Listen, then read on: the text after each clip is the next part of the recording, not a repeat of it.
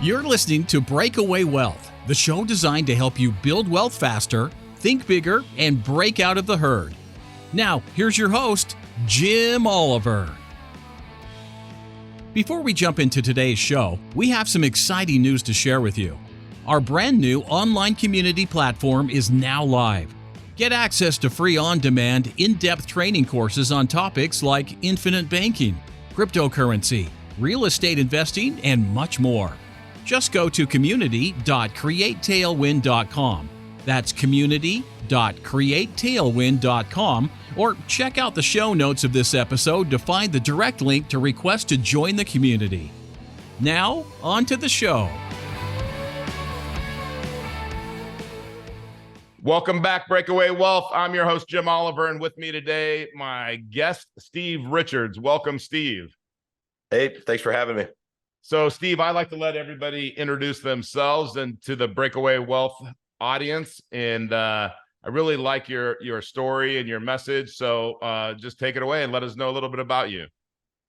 Yeah, man. Hey, again, thanks for having me. I'm excited to get a chance to talk to you for a few.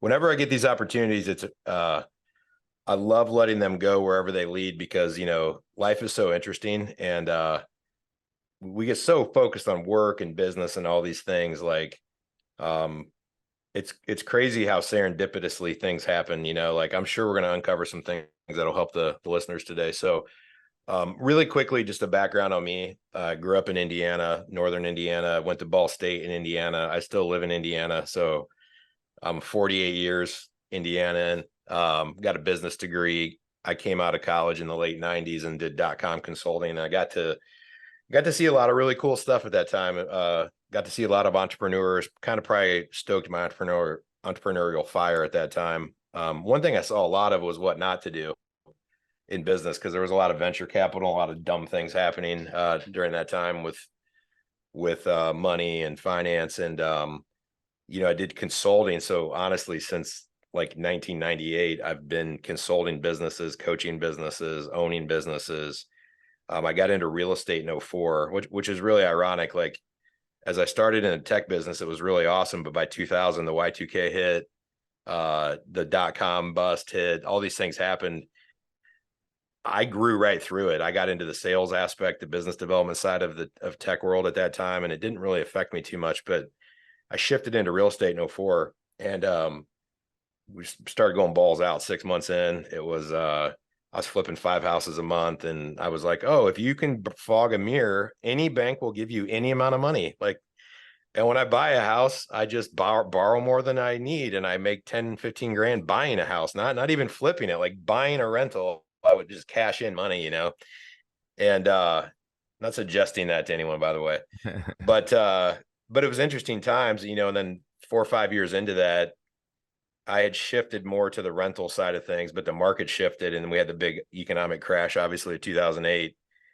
And so at some point I was like, wait, am I the one causing this stuff? Like, I got in tech, it crashed. I got in real estate, it crashed. And, at that time we definitely got dealt some blows, but I actually grew through that again. Like, we had some of our best years right after that. And we shifted more into a turnkey business.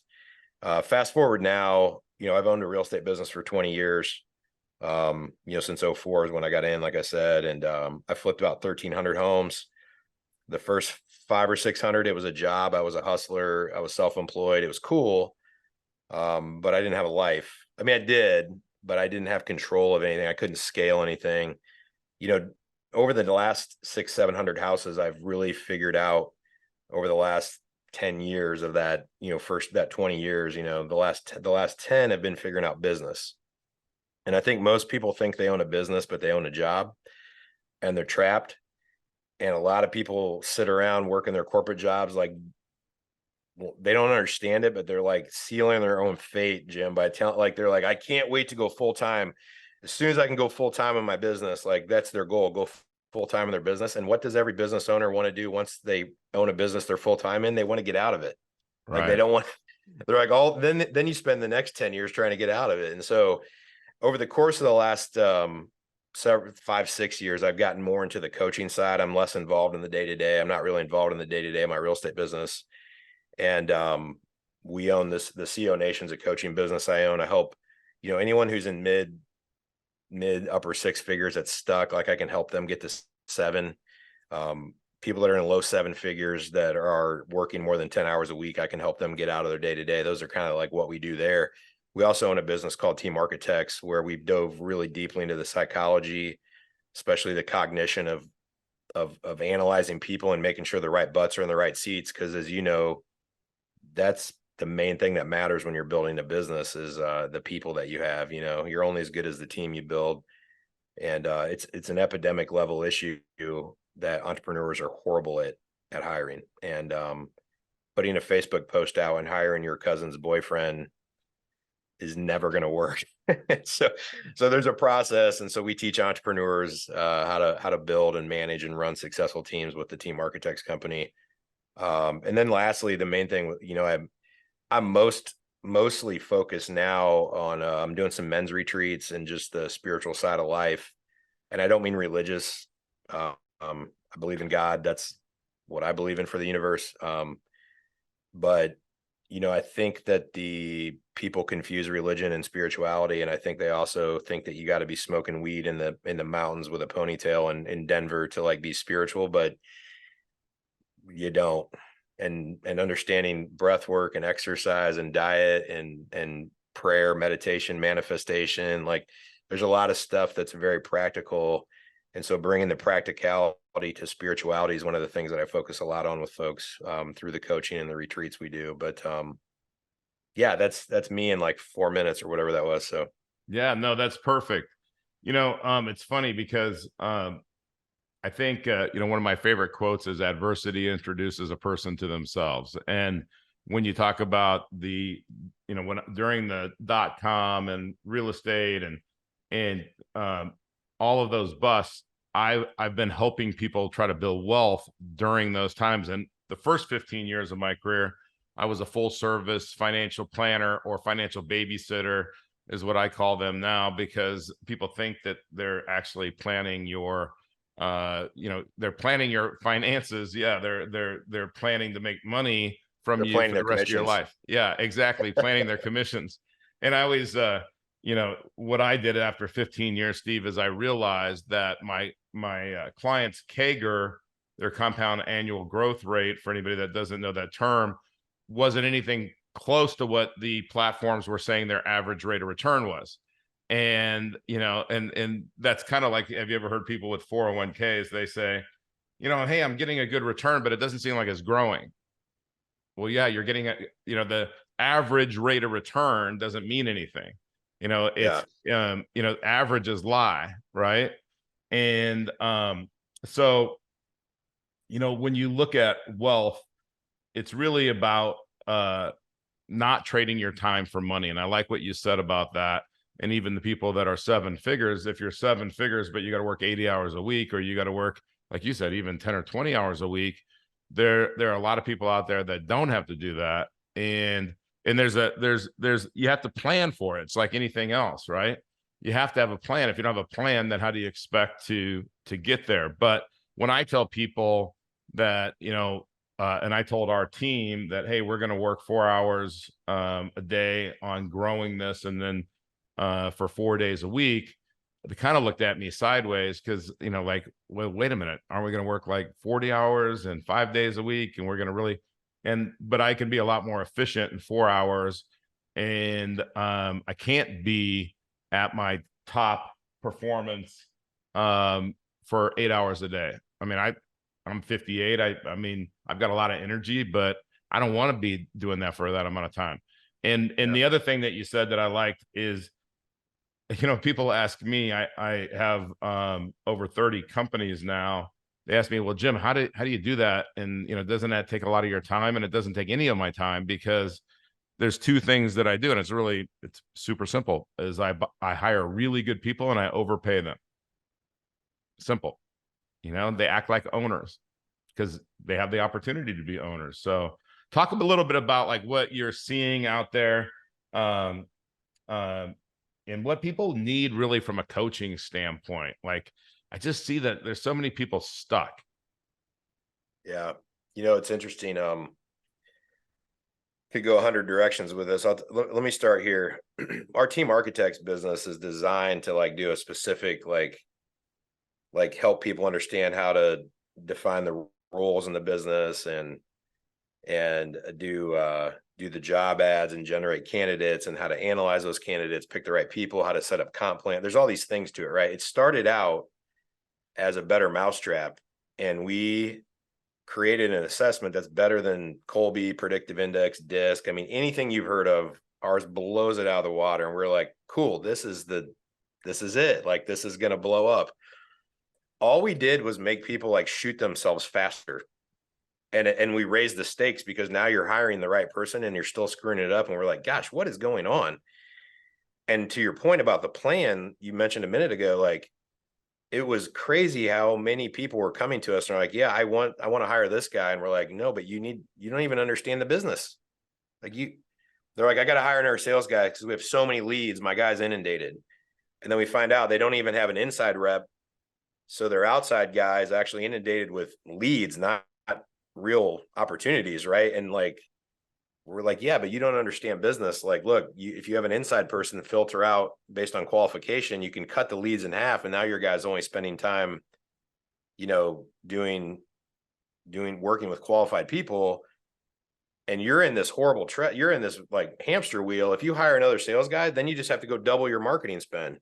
And now you're just inundating two people with twice as much marketing spend. And you don't even understand sales yet because you're just plowing your people with suspects, not even prospects, and so that's just one example of a dozen things that kept happening over and over again. And we're like, man, these people are in business and they don't understand business. Like, understanding a setter closer model and having a systematized sales process to say, hey, how do we qualify people that come in that are interested to get it down to people that might actually be clients right now? And then what do we say to those people?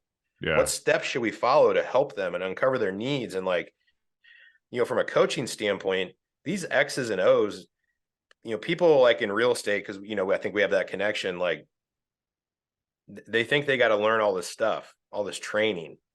The coaching it's just business. It's kind of weird, but one of my love languages is probably like KPIs. Like, I like the Matrix movie. I see zeros and ones everywhere. I just think that way.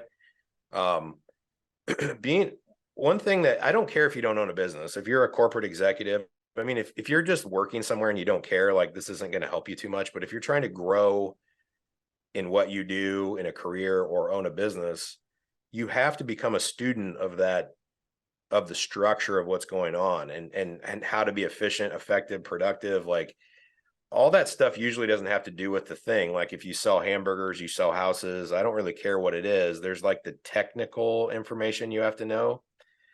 But from what I'm seeing from all the folks I talk to, here's two of the biggest impact moves we make. In fact, we have this thing called the impact audit we do with clients.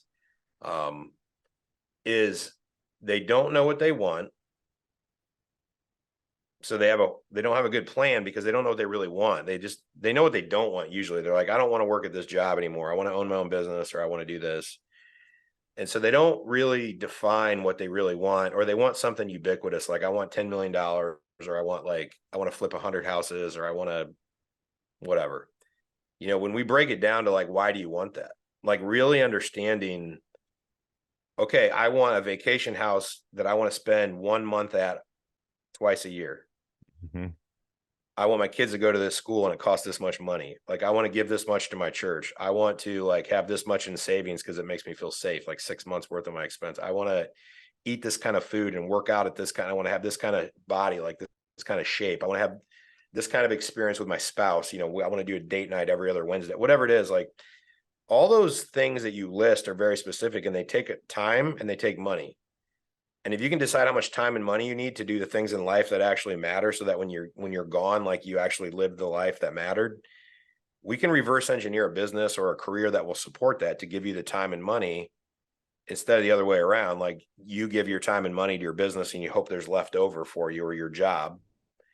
Right? We designed the business to give you the time and money. And then secondly, I would say this, Jim, like, people are like super, super bad about understanding where they're at. So they kill themselves over simple, like they don't give themselves credit for what they've really done. And then they'll turn a blind eye for stuff that, you know, they got their cousin working for them and they're just dead weight and it's just bleeding them out and they're not growing. There's a huge opportunity cost loss, you know, and there's stress and whatever, and they're not moving on and they're like ignoring these like issues and they're not being realistic about what's wrong sometimes, but they're also not realizing that they've done stuff like maybe 90% of the population wouldn't do. So like, we've got to get like, where are you winning? Where are you not winning? Have this objective look at where you are, because like a GPS, once I know where you want to head and once I know your current location, to your point, we can create a plan, and then the plan is everything. Like we need to take decision fatigue and shiny object syndrome out of play. And it's like, just wake up today and do these 3 things, you know, because that's the plan. And the plan has built into it times where we're going to reflect on what's going on and adjust the plan, right? So I know that I could have answered that question, like I said, 100 different ways, but I think the main thing I see across the board in all the different things I'm involved in, whether it's the spiritual retreats where guys aren't having the marriage they want, or their body got let go, or you know what I mean? They don't feel fulfilled, or they're a coaching client and their business isn't giving them what they want, or they hire us at Team Architects and they're pissed at their team. All these things in your life, your personal life, your business, like your team, all these things are mirrors. They're just reflecting back to you like what you're putting out there. And if you're putting something out there without knowing who you really are and where you're really headed, you know, your current situation and your desired situation, like that's why you're floating in between. Does that make sense? Like, I don't know if that's a great way to answer that, but like I see it in every aspect of life and it's the same problem. Like it's not knowing who you really are and where you are and where you want to head and having that plan to head that way. You know what I think it is? I mean, like, and I love everything that you just said, Steve. Is people aren't honest with themselves, and it takes somebody else to show them the honesty. And what I mean by that, it's not intentional. It could be intentional, but let's say, you know, you have a scale on your bathroom floor, but you never get on it, right? But if somebody said, "Hey, how much do you weigh?" "Oh, I weigh this." But you have no idea if that's true or not, right? But then when you get on the scale, it's always not what you thought it was, right? You might be happy because it might be a little bit, I mean, for me, I'm always battling my weight. So it's like, hey, it might be a little bit less than I thought it was, but it's never what I think it is, because how would I know, right? I'm just guessing. And guessing and hope is not a way to plan your life. But the other thing that I think about, Steve, is it's like golf. If I go and I take a golf lesson, or Tiger Woods takes a golf lesson, that I say, you know, in my backswing, I'm coming here and I'm here, and 99 out of 100 times, the golf pro says, "That's what you think you're doing? That's not what you're doing. Let me show you." Right? This is kind of to your point. So they take a video, but if they're really good, they have TrackMan, right? I hit my drive 290 yards. Well, hold on just a second, because we can measure that with Doppler radar, so it's super accurate. No, you're hitting the 245, right? So now I'm not gonna tell myself I'm 5 pounds heavier than I am. I mean, until my clothes fit different, I'll just ignore it, right? I'm gonna tell myself I hit it 290, even though I'm hitting it 245. But having that coach come in and say, and I love that what you said about the assessment, and the best one that I've seen, and I've taken the Colby, I'm a 10 quick start, and I wouldn't disagree with that. But I mean, other than, okay, hire people that are implementers and fact finders, and I mean, I got it. I mean, who, not how, I got that too. You know, so I mean, but I think the heritage profile, the one Buffini uses, I don't know if you've seen that, but it's really good. I don't know how they come up with it, because they just talk to you on the phone for like 40 minutes. And then all of a sudden they have this report, but then you have to sign up to be a coach of theirs. And I'm not going to give you my assessment of their coaching, because I don't want to be negative. So I guess that was negative. But anyway, I said a lot there, but talk about that. Like, because I love what you said. I mean, and let me just add something about sales process. Is everybody's in sales, right? Every single person is in sales. It doesn't matter what you do. So when you're in sales, if you don't have a process and you don't know what's happening, a mentor of mine, Nelson Nash, he would always say, if you know what's happening, you'll know what to do. Right. But if you don't know what's happening, how can you know what to do? So, I think that assessment is so important to say, let me show you where you're at. And let me show you, stop telling yourself you're good at this and good at that and good at this. Let me show you what you're good at. Yep. Yeah. It's, man, that is a constant struggle in our coaching business. Is that, to your point, people, they just, like I said, they don't really know where they are. And it's really hard to self-analyze because we have our ego.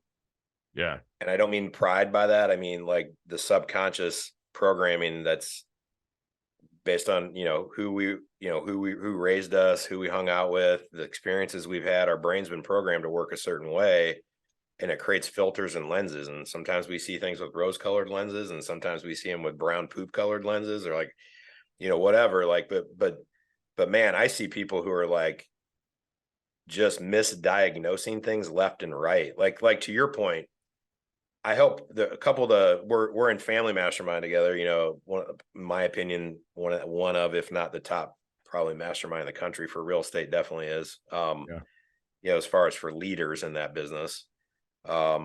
I'm in another really high-end mastermind that I'm on the board of that too. I'm on these different leadership roles, and I get to see, like, for years, I get to see the ins and outs of this. And so it's like the best of the best, and I'm always studying everybody.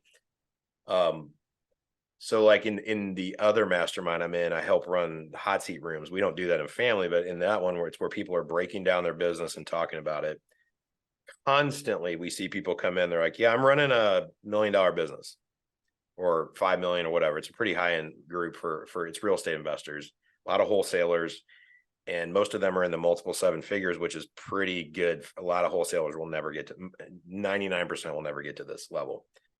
This particular mastermind's littered with people, but it's so funny because they'll be like, hey, I'm running $1 million business. And they're like, yeah, we did 100 grand last month and 80 grand the month before, and so, like, we're going to do 2 million this year. They have these, I'm like, every time, like, no, you're not. Yeah. Yeah. Especially when they're like 27, you know what I mean? And they got in the business 3 years ago. And if it was during the pandemic, I'm like, you're a product of the market. You literally do not have a business. Like you are just falling into money right now. But we see people, my point is, and I'll try to make this more concise, but like, the point is, I see people saying things like that. And one of the moves we make in our coaching is like, hey, let's take the last 6 months or 9 months, and I need your real numbers. I need your real expenses and your real, and it's so crazy how many people aren't tracking. They don't understand their profitability. I'm like, what's your profitability? And they're like, yeah, I think I do this. I'm like, I just had a coaching client the other day in manufacturing business who told me that his monthly fixed cost is between 15 and 20. And I just simply had him create a spreadsheet and actually go through it, because he just doesn't have good books. He's got a 7-figure business for 10 years and he doesn't understand what his profitability is. I hope he's not listening to this and feel bad.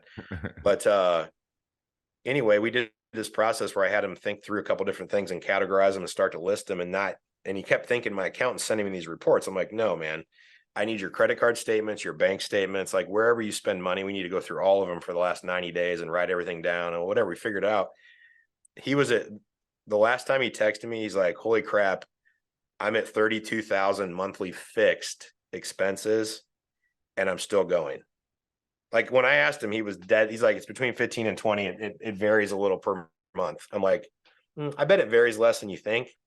And I bet it's more than you think. And so we did this project, and it happens all the time. And so, my point with that is, it's funny where I think a lesson for anyone listening who's budgeting a department at a business, if they work there or if they own their own business, is look at the real results over the last 6 to 12 months, get your real expenses, get your real revenues, and then divide it by however many months you did. So you get your real average, and then look at how many activities, like how many sales, appointments are you running, or how many offers are you making, or how many client demos are you doing, whatever business you're in, right? get your real averages about the activity and the finances, and that's who you are.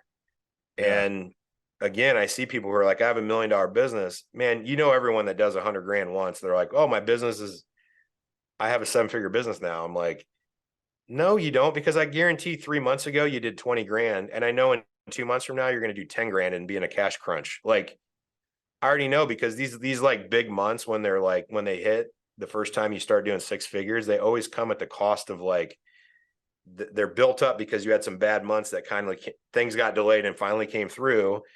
And usually you got lucky and some things sped up. And then I just know it's coming with another dip. Right. And when we average it out, and then I'm like, no, you're doing 50,000 a month. You have a $600,000 business. You know, when you average everything in, well, a $600,000 business versus $1 million business makes very different decisions about what marketing they spend on, who they employ, how much they spend on different expense levels and different budget levels.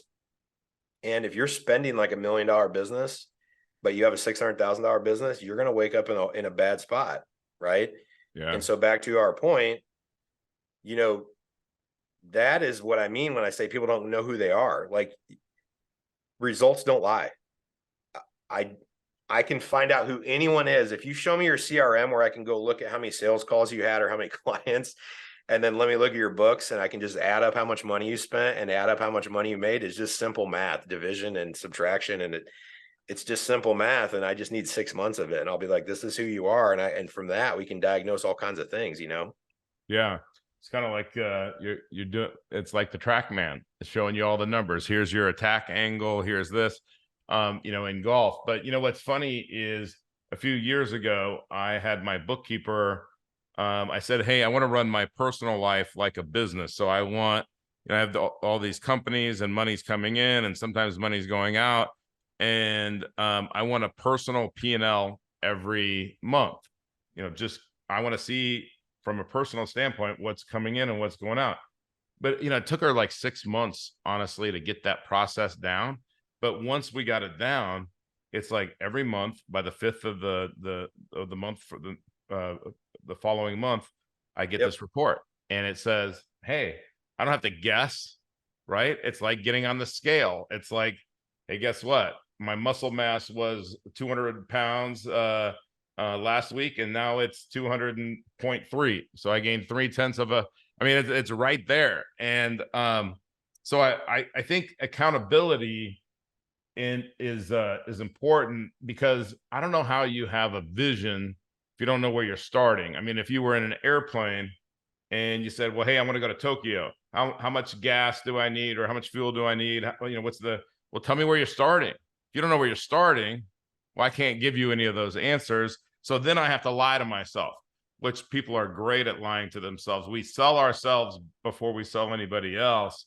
But it also, you know, when you have those things and you can talk, when you're talking to your customers, regardless of what you're selling, when you know what your plan is, you know where you are, you exude this confidence, and your clients see that, your prospects see that, because they're like, wow. And I'll give you an example. I have one real estate client up in Wisconsin, and the guy probably has 600, 700 million of real estate in Wisconsin. But if I called him right now and said, hey, I need the tax returns for 19 through 22. I literally would have him in 2 minutes, and also an explanation of all the add backs, because he's in the real estate business. And, you know, here's this, and this. I would have it in 2 or 3 minutes. Right. And that's why he's in the position he's in. I can call a lot of other people and they're like, well, let me call my accountant. I have no idea. You know, like, and then I look at their tax returns and they'll tell me they make $2 million, and I'll look at the tax return, it says 300 grand. Then I got to go through the tax return and find the add backs, and they don't really know what the add backs are. Right. Yep. So, I think that's a cool message, Steve, for the audience for today is kind of assessing. So what's the name of your assessment, or how, let me just, you know, we'll jump to how would somebody engage you? How would they find out more about you guys and what you do and all of that? Yeah. I mean, honestly, I'll get you to put in the show notes. I'll get you, like, you know, an email address. Yeah, it's support at theceonation.com would be a great place. But honestly, I'm kind of a Facebook guy because I'm in that, I'm 48, so I'm like the perfect demographic. You know, it's hard telling like if someone needs coaching or needs team building. Theceonation.com, theceonation.com/links, LINKS is kind of a cool site we have where you can like get to our podcast. There's free training. You can link to our Facebook group and, but I'll make sure you have like an email or something you can put in the show notes. But I want to summarize like what you said, and I'm not trying to backtrack on that, but like I wanted to say this when you were talking a second ago. Accountability breeds clarity, and that's a big point of what you and I were just talking about these last 5 or 10 minutes here is without the accountability, you can't have any clarity. And without the clarity, like you don't really know what's happening or what's possible. You lack a vision. And the data, you need it to survive. If you don't have it to know what, like, again, just getting on the scale is cool, but it's still just a lagging indicator. Like you can't do anything about it. You get on and you're not happy. What I do know is I know what my base metabolic rate is. I know exactly how many calories I burn waking up. I know I use a fitness apps to know exactly how many I burn when I work out. I use an app to track all my food, and I know that how many calories I want to eat. And I know what I want to eat 40% protein, and I know that it takes 4 calories is 1 gram of protein, and I know how much like I'm super intentional with my action because I have clarity around where I'm at, what I want. And I have that because I had accountability with understanding all this stuff. Right. And so one thing we said at the very beginning was being a student of the game. Like you said, like in sales, if you don't know what's happening, you don't know. And if you have a sales team or yourself, if you're not following like a 6 or 7 step process and your sales guy calls and you're like, how'd it go? And they're like, I don't know. I think it went pretty well. And you're like, okay, I hope. Yeah. But if you're like, well, what'd they say in step 3 when you asked, you positioned like the needs analysis, like what came up? Or when you did the pre-close in step 6, what objection came up? Like when you have these like clarity steps, because what leading indicators will drive lagging results. When I understand the business and I can build or my life, I understand how to lose weight. I understand how to build muscle. I understand how to have a good marriage. I understand how to, connect spiritually. I understand, gosh, I even do this with my doctor. Like I get my blood work pulled every quarter. Yeah. I know exactly how much vitamin D is in my body. Yeah.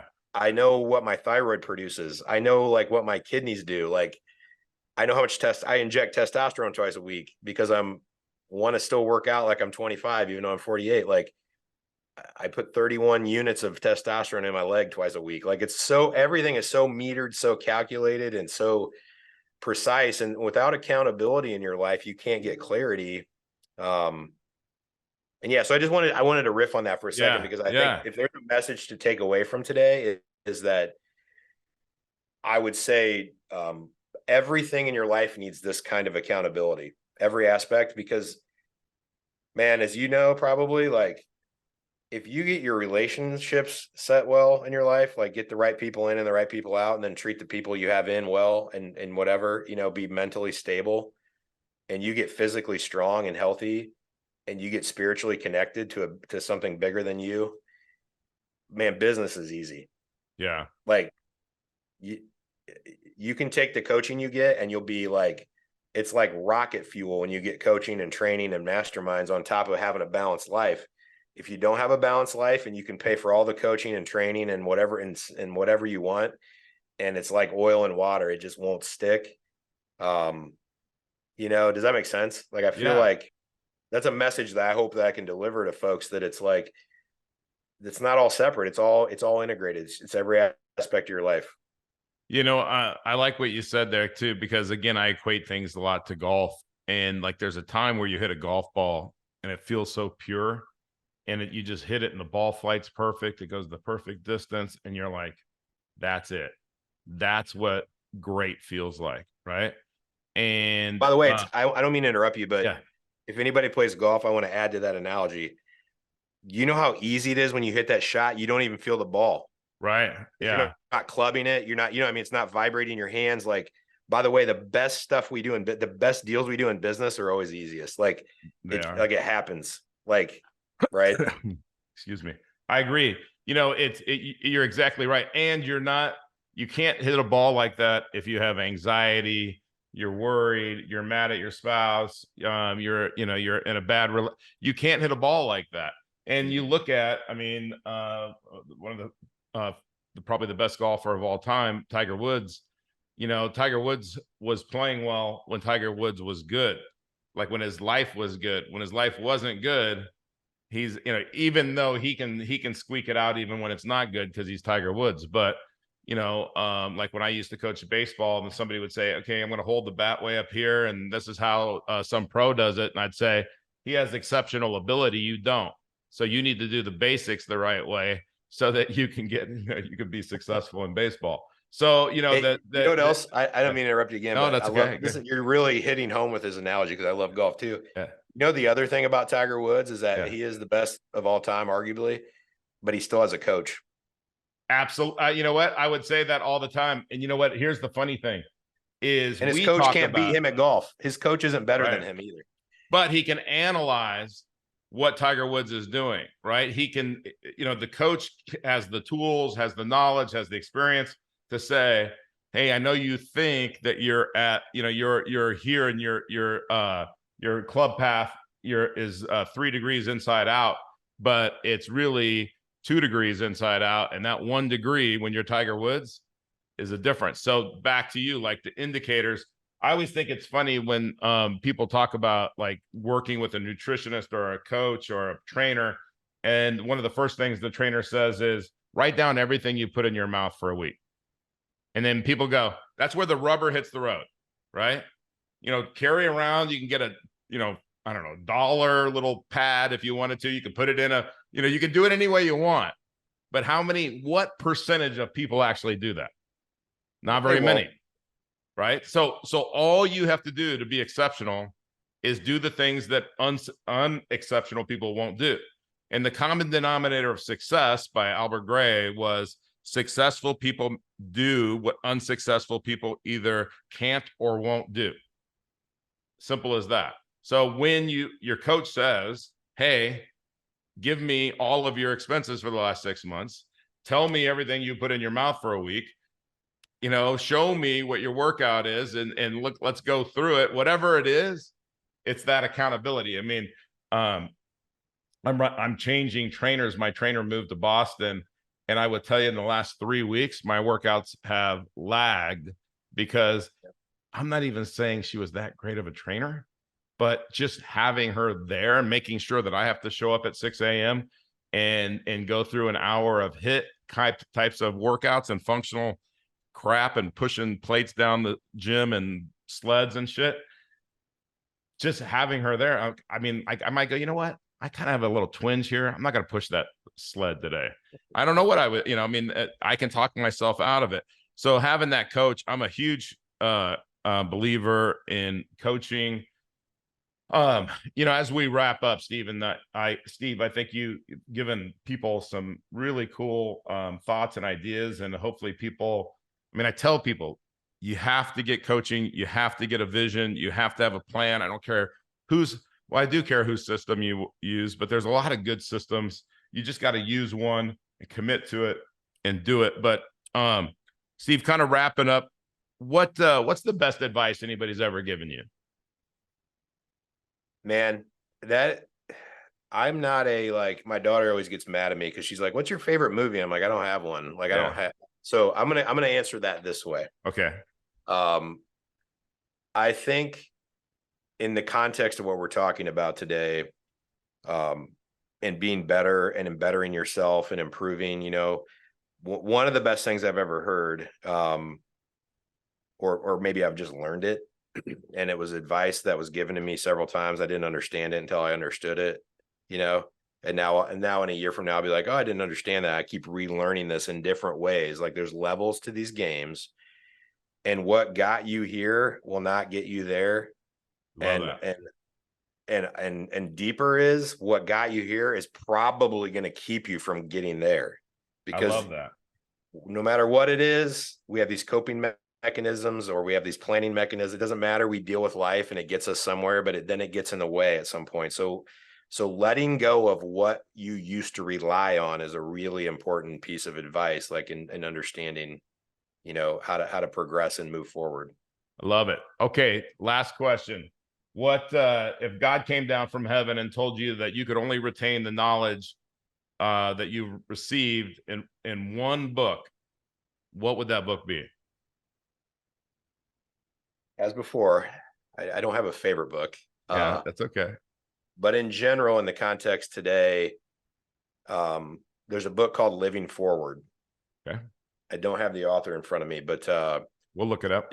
It allows you to look at where it's the cliche. You're at your funeral and you have you have friends, coworkers, family, you have these different kinds of people there. What would you want each of them to get up and say about you? It gives you it's a handbook. It gives you a practical way to look at the end, understand what you would want those people to experience and say about you, and then think about what kind of things you would have to do with those people over time to make them feel that way when you're gone. And then you ultimately get backwards to creating an annual plan, and you block it in. Like, I'm doing this on this date with my kids. I'm doing this at work. So you distill the things that matter, that move the needle, and then you block them on your calendar. And that book is really cool at helping you lead an intentional life.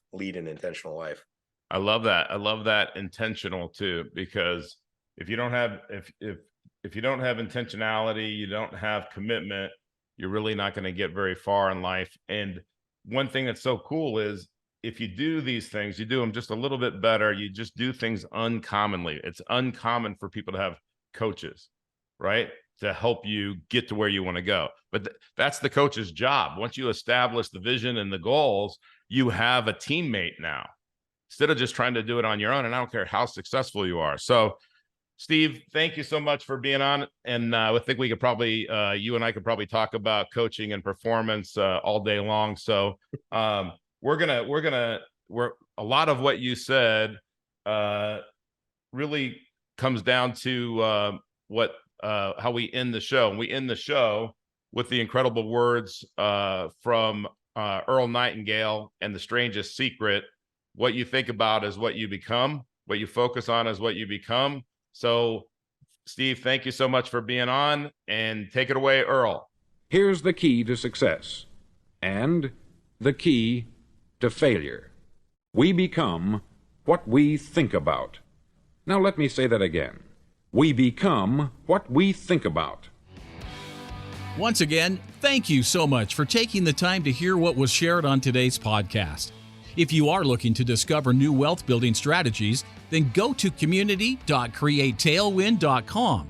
That's community.createtailwind.com to join our free online community and get access to free courses and in-depth training videos designed to help you build wealth and break away from the herd. Click the link in the show notes to access the community today. Thanks again for listening.